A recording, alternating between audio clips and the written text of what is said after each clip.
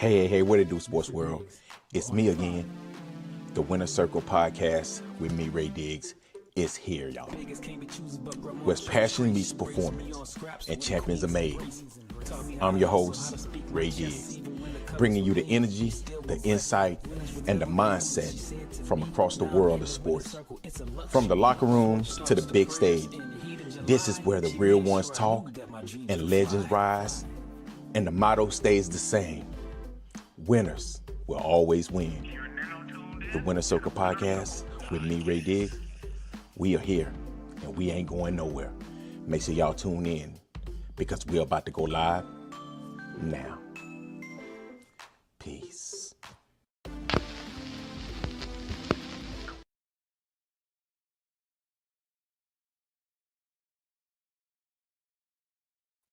Hey, what it do, sports world, and welcome to the Winner Circle podcast, man. Hey, listen, man.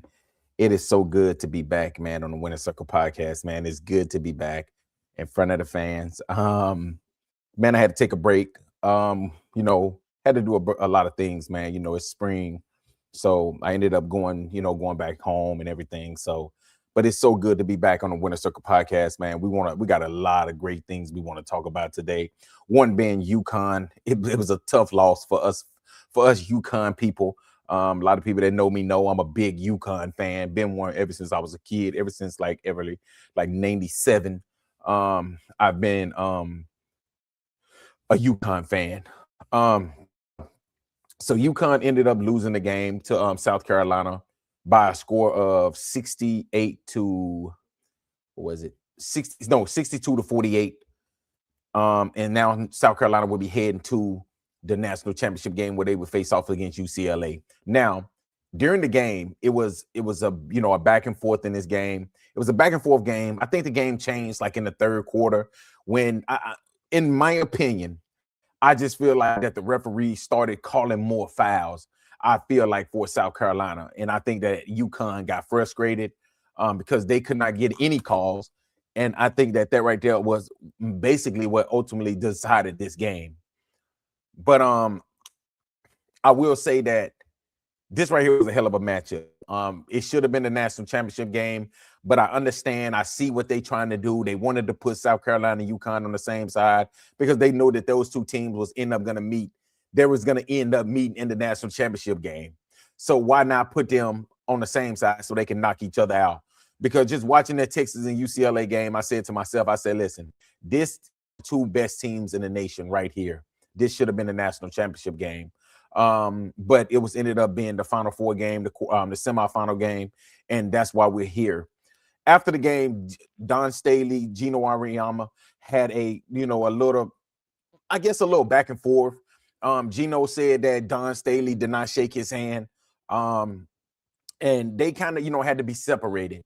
I did not like that for the game. But I will say this: I was okay with it because I know how frustrations work. I'm one of these people that actually live in the real world. Like I live in the real world. I understand that you get frustrated. I understand that sometimes your frustration get the best of you.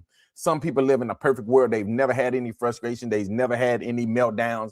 That's just the world we live in. Some people, I see Plies and I see people like that on Facebook. They've never had a bad day. So Gino, I feel like he just had a bad day. And like I said, South Carolina just outplayed them. The first quarter, it was 15-15. UConn actually had the lead going in halftime by 2, even though I posted on Facebook, I said, listen, if Ozzie Fudd do not get going and Sarah Strong, they will not win this game. And I just don't think neither one of them really got going. Sarah Strong, I think that, they was fouling her a lot. I won't use that as an excuse, though, but they was kind of hacking her a lot in this game. And I think that right there is what Gino was pretty much frustrated about, is that his team was not getting any calls, and South Carolina was pretty much going to the line as well. Then South Carolina came out and had a 20-13 third quarter, which they was up then by 5. And I think that the fourth quarter, UConn just started unraveling. It's something that we not used to seeing.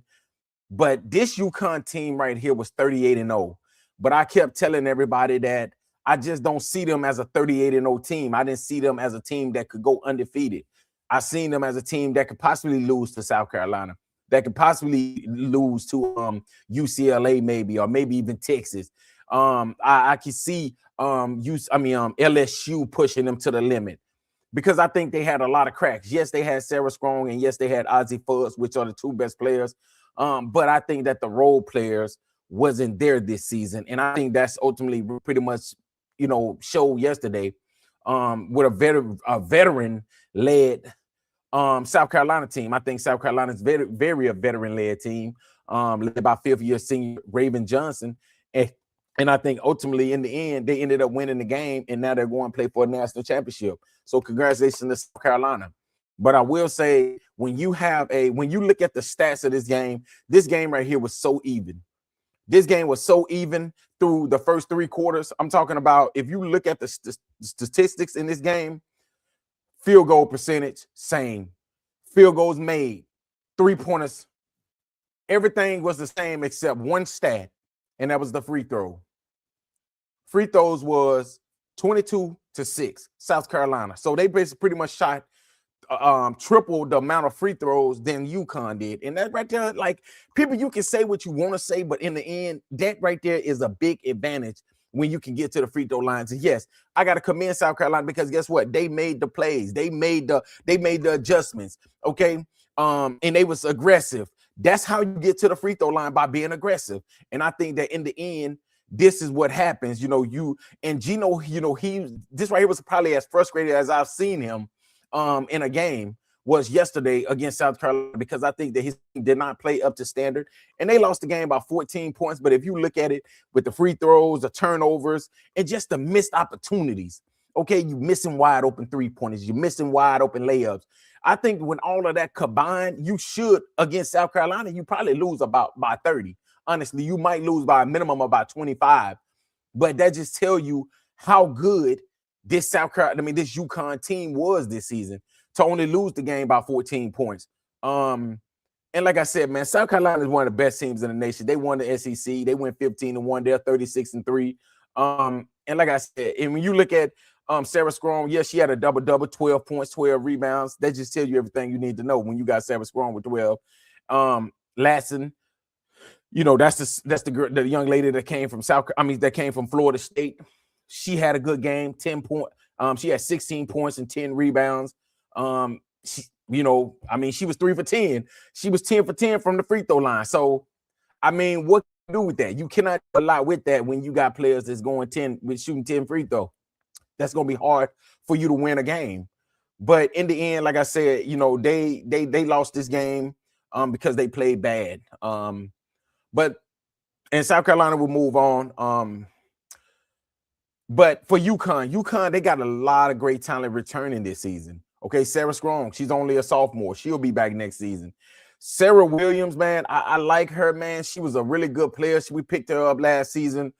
But she did not live up to the expectations of UConn.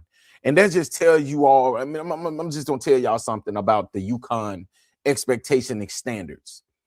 UConn expectations and standards are so high. You can be a star at another team and come to UConn and you just average 5 points, 7 points. You can be the other team's best player. That's how good this UConn team is. Okay. And you got Ashley she'll be back next season. KK Arnold will be back next season. We are losing Ozzie Fudd, who was a senior. She'll be heading on to the WNBA. But then you got Coronez, who's coming off the bench, the true freshman. She's going to come in next season, okay? I think that this team right here, honestly, next season can be even better than this season right here. Depending on who they picks up in the transfer portal, I think that this team right here can possibly be, if not better, on the same level as the team this year. Especially when you got Coronez and you got Sarah Strong coming back. You got the number 3 center coming in. UConn going to have to go out and get a couple guards. Okay, they're going to have to get a couple guards. KK Arnold next season, she'll be a senior. So that's going to be her Shade. That'll be her senior year. They'll probably end up putting Heckle. Heckle will probably be Kaylee Heckle. She'll probably go into the starting lineup. She's a really good shooter. I think she'll go into that starting lineup. but UConn is going to be low again next season. I see UConn going on another run again next season. They might not be 38-0, but I can see them maybe going probably 36-3. And they'll be right back here next season, unless, as long as everything works out with no injuries. I see this UConn team being right back here next season. But yeah, before I get off, I want to just say this right here about the Don Staley and Gino Auriemma. First of all, you got to know the relationship between Gino Auriemma. First of all, I feel like it really wasn't that serious. I think that Don Staley, yes, she was kind of hyped up. Both of them was going back and forth. But I don't think it really was a big deal. I think that the media and the fans made it into a big deal, like they always do. I think that social media makes everything into a big deal. And I think that, honestly, I feel like they don't like each other. I think that they tolerate each other. I think that it's just like Pat Summitt and Gino Auriemma. But Gino Auriemma issued a statement today. Now, the fans has been crying, Lisa Leslie, from Stephen A. Smith, and you got everybody saying that Gino Auriemma should issue a statement. Guess what? He did issue a statement. Okay. And the statement pretty much said, he apologized to the entire staff. Now you got them mad because they said that Gino did not apologize to Don Staley. He did not apologize to her. Okay. He apologized to the entire staff. Now that's still not good enough.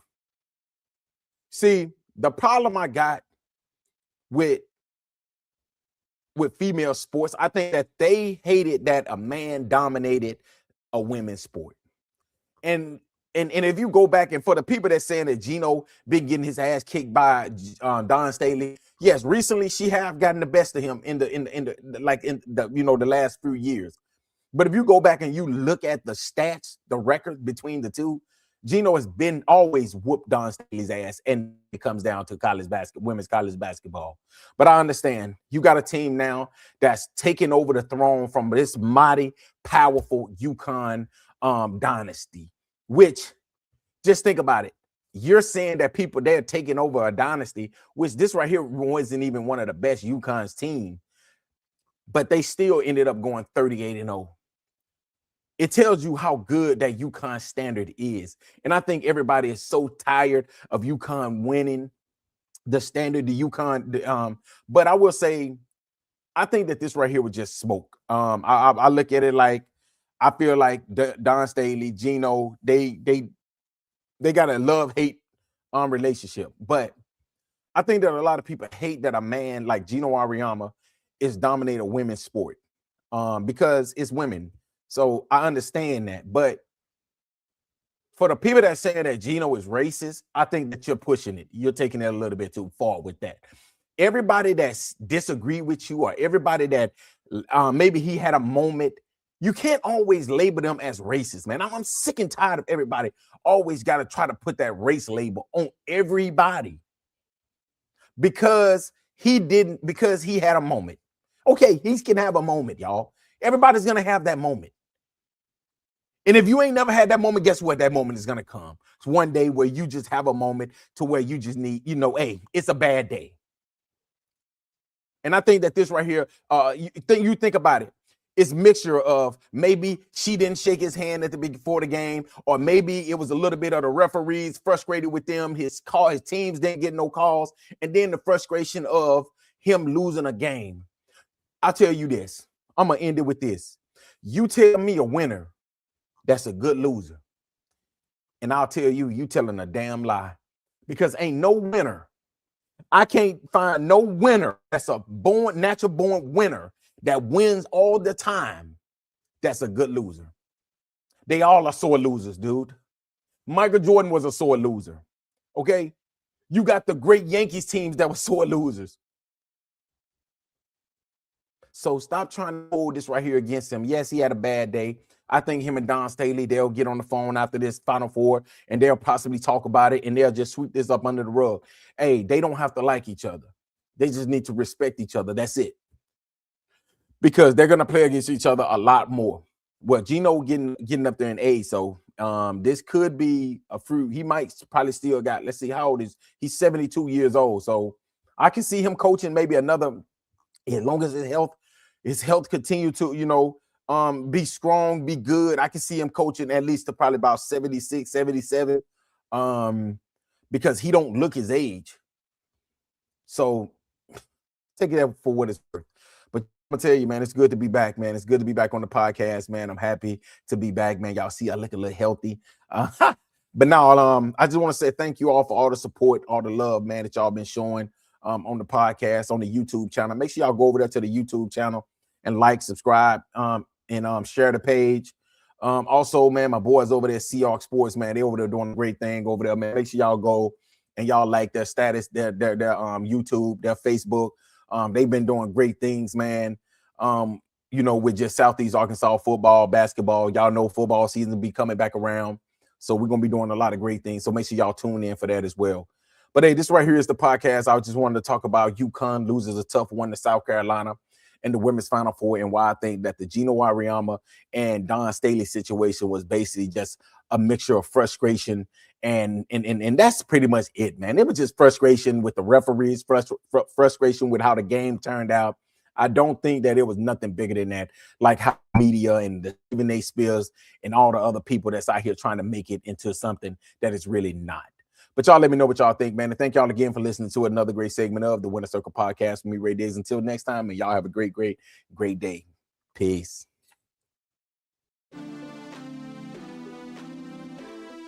Mr. Diggs, we're on in 5. Vegas came to choose, but grandma chose trace. She raced me on scraps.